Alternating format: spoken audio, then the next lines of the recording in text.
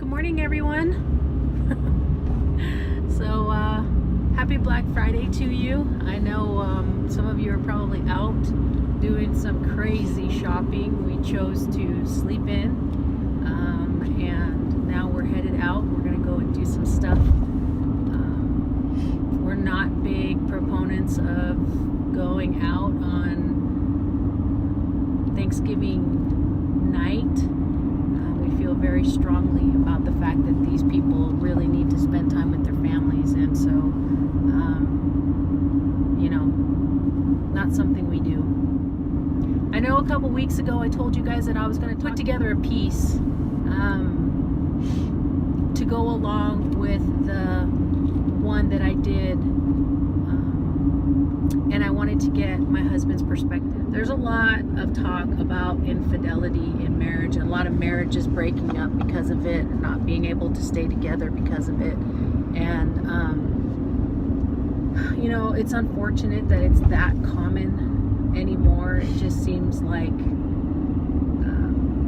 people think that the grass is greener on the other side, and technically all you're doing is taking your problems to a different relationship, and there you're going to find the same things. So you'll never be happy, and you'll never find peace, and it's very, very, very rare, very rare, that a good relationship will ever come out of it. So today I have my gorgeous husband with me, and I wanted to get his perspective on some things concerning this area of marriage. As I've shared with you guys previously, as unfortunate as it is, our marriage is a product of infidelity. We're just thankful that we were one of those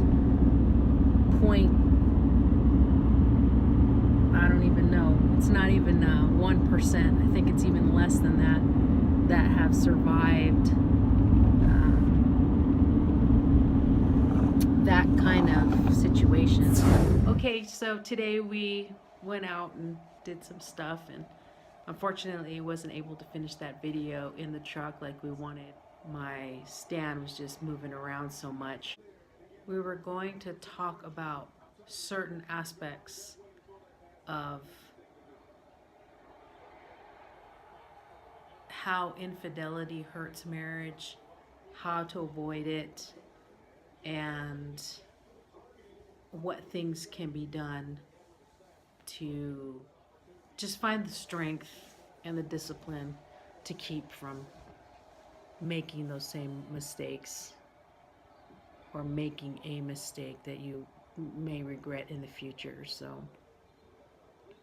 But I wanted to get a man's perspective, because I know as a woman we think a little bit differently, and I'm certain that we don't always have the same ideals when it comes to infidelity. I think we're probably the first ones to sit and criticize, and it can get rather ugly.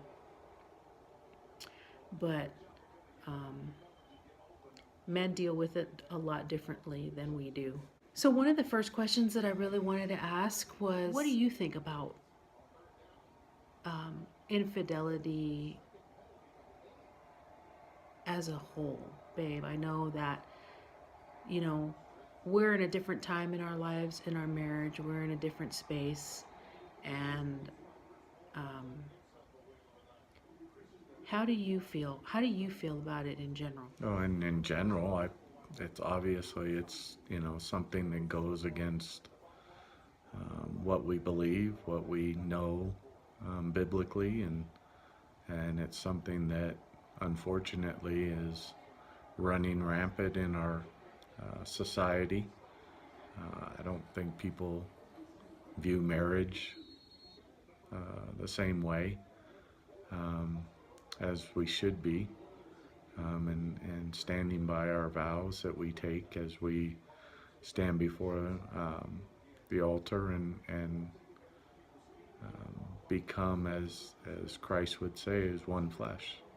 And I think in our society we don't look at it the same way as what previous generations looked at it, and people that honor and truly walk with the Lord, and they believe it's when you get married, that's who you're with. Society today is they believe it's like a trial basis, and um, so many times people think that it's easier or there's something better out there, and unfortunately, that's what people turn to. Um, Not fully understanding and realizing that they're part of the problem. It takes two to make a marriage, and a lot of times the individual believes that it's the other one's fault, or that's the reason why their marriage isn't working, or they don't find that satisfaction within their marriage, so they find it elsewhere. What do you do every day to protect your eyes and to protect yourself from going through or or being in a situation where you might go someplace in your mind? I know that I've used this scripture um, where the Lord says that even if you look upon a woman with lust, you are committing adultery with her in your heart. So, what do you do to protect yourself? What are the steps that you're taking to ensure that you're not um, violating our relationship uh, every day and honoring God in that way? Well, it obviously begins, you begin your day in prayer, um, asking God to help you through each and every circumstance throughout the day. You always begin your day with prayer and spending time with God, and asking for His strength. Because in our society, we are bombarded with um, advertisements, we're bombarded with commercials and uh, different things that's what they promote. They promote sexuality. They promote um, selling things with models and with people to um, bring you to that place. And if you're not at one with your spouse, it's a lot easier for the enemy to get into your mind, into um, your um, feelings, because you're separated from your spouse. You're not at one with your spouse. I know with us, it's very important that we spend the majority of our time together. So it's a matter of reinforcing that each and every day to grow in your marriage, grow in your relationship. It's a matter of being able to spend quality time together, longing eyes for your spouse rather than other people, and realizing that the grass is not greener on the other side.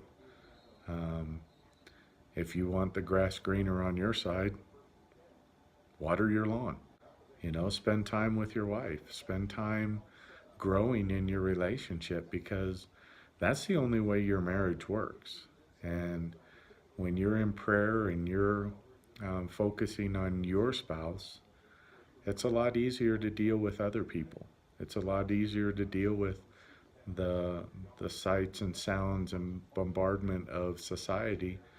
You have the opportunity to grow in your marriage, and that reinforces that you're not looking upon other people. You're not looking, and it's not just the husbands, it's the wives as well. And if you're cultivating your marriage, then it's a lot easier to go through your day not worrying about the opposite sex and what you see. looking at a beautiful woman is not a sin. It's when you continue to gaze upon her and you continue to look upon her, and then the mind takes over. The focus is, if you see a beautiful woman, it is what it is.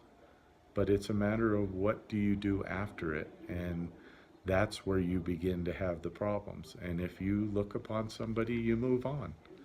And I believe that if you're working on your marriage, strengthening your marriage, then you don't have that problem. You keep moving forward because you know you're going home to the one you love and the one you want to be with.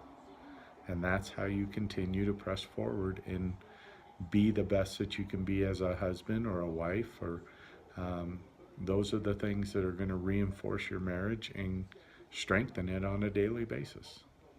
Yeah, but some guys will sit there and say, as they're watching us talk about this, that's very hard to do. Um, I mean, I can't help it. This is something that is natural. What do you say to that? Well, I believe that, yeah, it's natural to look at somebody that's beautiful. That's understandable.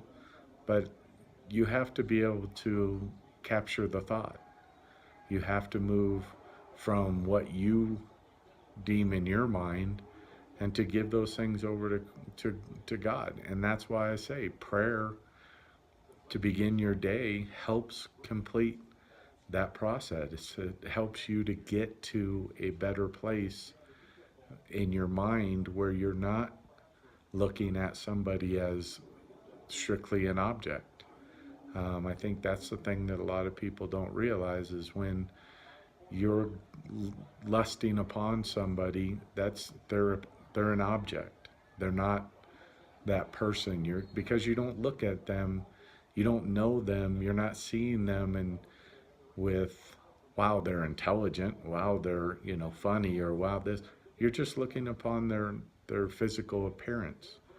So if you're praying, if you're in God's Word on a daily basis, if you're doing those things, that helps you to differentiate between looking at somebody and lusting upon somebody. I don't want you to get too graphic here. What what things alienate or cause what things cause a man or a woman, but from your perspective, what causes a man to be unfaithful to his wife? I know there aren't excuses for infidelity ever. There's a reason why the thought is maybe even a thought. There's something going on that is causing a man to desire or want to be what is with another woman. What is lacking in the marriage? What what can happen? um, I know I do everything that I can. I take care of myself. I take care of you. I love you with everything that I um, have to give. uh, I support you. I encourage you. I mean, I know I'm not perfect, but I do everything that I possibly can to make you feel needed, respected, desired. So, what can be done? Well, I think one of the biggest things, and obviously those aren't things that I know, um, I think it's when a man doesn't feel wanted, when a man feels like he's just a provider, he's just, what if he's just working and he just provides, he comes home and it's, um, the routine, he comes home, he eats dinner, if there's kids, he hangs out with the kids and goes to bed, and it's the routine that he goes through. And it's not an excuse. And it can go both ways as well, as when, you know, the spouses let themselves go. Um, and, you know, that obviously affects um, the, the physical. It affects um, obviously the love can still be there, but it's the desire that some people don't want to be um, close with an individual anymore, where maybe the wife feels like she's no longer desirable because she's said that in her heart and she said that in her mind, and it affects how the two are together. Um, it affects them in a way that um, she doesn't desire him, based because she feels like she's not worthy or she's not attractive. Um, so she tells herself that so she doesn't um, put herself in a place where um, that she wants to be close or intimate with her husband. Um, Also, from the husband's standpoint, is he's not um, made to feel like um, that he's respected, that he's not desired, that somebody else comes along, whether it's at work or whatever, and gives him compliments or um, encourages him to dress a certain way or to be a certain way. And, you know, when your marriage is not solid, it's not built on that strong foundation for the two of you, it's easily manipulated. It's easily driving a wedge between you and your spouse, and now that person that is showering him or her, it can go both ways, um, is now looked upon as more desirable than their spouse. And that causes them to feel um, the feelings that they should have for their spouse is now directed towards somebody that, in all honesty, should not even be a part of um, that relationship. It should be to a place where you avoid um, those type of situations and scenarios, because that's where um, the things begin, and that's when you're trying to avoid those things if your relationship with your spouse is strong and firm with the things that you are accomplishing together. If you are not in that place, it's easy for um, things to drive a wedge in between um, the relationship that you have with your spouse. Yeah, but I already have you. What would you say to a woman that would think that um, I already have you. We're married. I don't have to do anything more. And really, if I don't want to take care of myself and if I don't want to do any of those things, you can't force me to. I don't think that I have to do anymore to keep you. What would you say to that? I think I think that's a poor attitude. I think you are always trying to be the best for your spouse, whether it's the husband or the wife. If you have that type of attitude, um, I strongly believe that that is hurting your marriage. You can stay together, that's great, but are you going to be happy? Are you going to be happy when uh, your husband doesn't gaze upon you with affection? Because you have that mentality, you have that attitude of not being your best for your spouse. And that does go both ways. It goes both ways with the husband and the wife. If you're not going to put in your effort each and every day to have the best possible marriage, because let's cut right to the chase. Your goal is to have the best possible marriage you can possibly have. So how are you going to do that? By saying, "Oh, well, we're done. We're married, so it doesn't really matter anymore." We've seen a lot of marriages that have had that mentality, have had that attitude about things. Well, you know what? We're married, so it really doesn't matter anymore. Well, you know what? What about when you have kids and they grow old enough and they look at your marriage, and what kind of example are you setting for your kids when they're in going through that process of um, dating and going through the courtship of marriage and being married? Then they're going to have that same type of attitude. So if you want the best marriage in the world, why you wouldn't want to be the best every day for your spouse?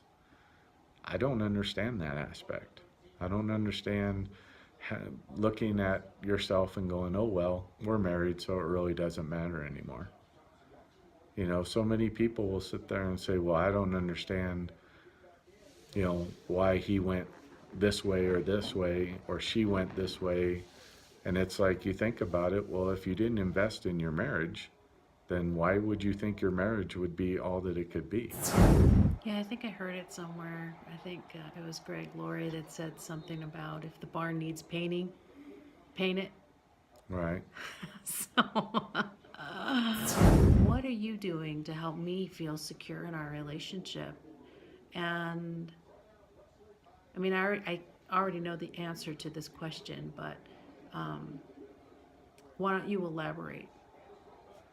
Well, it's always about showering your spouse with love, with praise, with encouragement, with um, making sure that your spouse always feels number one, and in other aspects, number two behind Christ. And you know, it goes a long way when you tell your spouse how beautiful they are, um, how you enjoy your time with them, and um, to be holding hands in public, to hug in public, to kiss in public, to um, things that I do when we're waiting in line for something is to rub my wife's shoulders, to massage her shoulders, and um, kiss the top of her head, and hold her hand. And those are all things that may not mean much to some people, but other people it means a lot, because it reaffirms within them how much their spouse loves them. And if you are, sitting close when you sit down to lunch, if you're in a booth, to sit close to each other, to um, have the opportunity to, um, be close enough where you can put your hand on her knee while you're sitting and waiting for your food to be served. And you're talking with her, and um, giving them your full attention, not to be, you know, looking all over the place, but looking at them when they're talking to you and enjoying that time together. And, those are the things that help people understand and just have that feeling and reassurance of, how much they love you, how much they desire to be with you. And like I said, showering your spouse with compliments of how they look, how they dress, how their hair looks, and all those things help your spouse to understand and feel you know, this is how much I love you, and this is how much I want to be with you. Now, some of the things you mentioned, and I know in different cultures that may not be appropriate, but here in the States, and that's kind of what we're talking about here, um, some of that stuff just may not sit well with some people. I know for us, that's who we are. We show each other affection and we do it quite often and we do it very publicly. But I mean, we're not doing anything. I don't think it's anything inappropriate. We do kiss in public and we do hug in public and we do love in public, but it's not um, anything. Obviously, it's not anything that we would do um, in our home. We're very, very considerate of that. But um, some of that stuff just seems so inappropriate. How could you do something like that? I know there are people that may not agree with what uh, how we display affection toward one another. Um, what do you think about that? Well, each, you know what, everybody's different. I don't expect anybody to um, do the things that we do. Um, we've known couples that, you know, are they don't hold hands, they don't um, show affection in public, and you know, it's some of that is how you're raised. Some of that is cultural. Some of that is um, things that you've just haven't been exposed to, and so I don't ever, you know, look at a couple and think, well, you should, if you did the things that we do, then you'd have a better marriage. Um, because even in that regard, those things can be done in the home. Those things can be, um, you know, sitting on the couch close together. You know, when you talk at home, paying attention to each other. You know, looking at each other. Um, when you're, you know, sitting um, watching TV together, there's no reason why um, your spouse can't lay on you and you're rubbing their shoulders. Those are all things that can be done at home. And if you're not uh, that way in public, you know, there's nothing wrong with, you know, how people do their marriage. Like I said, I don't expect everybody to do what we do. That's who we are. Whether it's, you know, cultural, whether it's your upbringing, whatever that might be, that's just who you are. But there are times and places that you can still um, show your love to your spouse, your affection towards your spouse. Um, it's just the time and place for some people is different for others. And that's what you go on. But you need to still make sure your spouse feels that love and that desire that you have for them, um, whether it's in the home or whether it's, you know, walking around in public. So I'm going to go into it a little deeper. So, how do you think pornography and self love play into infidelity in marriage? You know, um, there are a lot of people out there that think it's just normal, that it's okay, there's nothing wrong with it, it's not a big deal, um, it's not going to hurt anybody.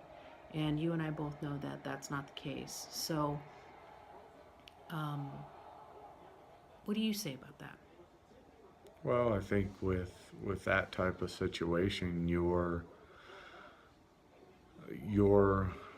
projecting your desires and feelings towards um, something that's, um, I guess you can say, you know, into a fantasy realm because of whether it's the, the actresses or the actors that are in the videos or the pictures, and um, it's portraying that, um, and what it does is it obscures your view of your spouse.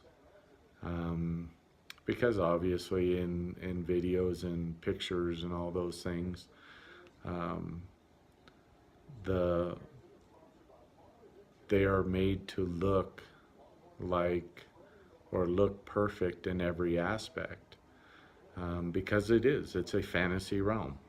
Um, whether it's the movies or the pictures, they're portraying that fantasy that you're putting yourself into. So when you do come in contact with your spouse, it's obscuring the the view that you have of your spouse, and now you're starting to put your spouse up against the fictional characters that are in these movies and pictures, and unfortunately, your spouse can never live up to that. Unfortunately, that is what blurs the lines between your spouse and the actors and actresses within those movies, and it causes that where you're trying to make your spouse out to be um, within those fantasies, and unfortunately, they can't live up to that. That's not their that's not what they're supposed to be doing. They're supposed to be um, what you have desired to be with, what you desired to marry, and now these other characters are coming in within your mind, and it's obscuring what your relationship with your spouse is. So automatically, you're feeling like that your spouse isn't living up to what they're supposed to be, whether it's your husband or wife. Unfortunately, that causes a divide between you and your spouse, because you want what's on the video or on the pictures, and in all honesty, they don't know. They don't understand what is driving that fantasy realm. So they're at a place where they don't know what's going on. So now all of a sudden you're not happy with them because they're not providing what you want, and in reality they don't even know what you want, because you're going into a realm that doesn't help your relationship with your spouse. I know it's taken us a long time to get where we are today, and it's been hard work. And we've done everything we possibly can um, to be the best that we can for each other. I mean, it hasn't been without its mistakes. We've had to learn over the course of 20 plus years how to be with one another,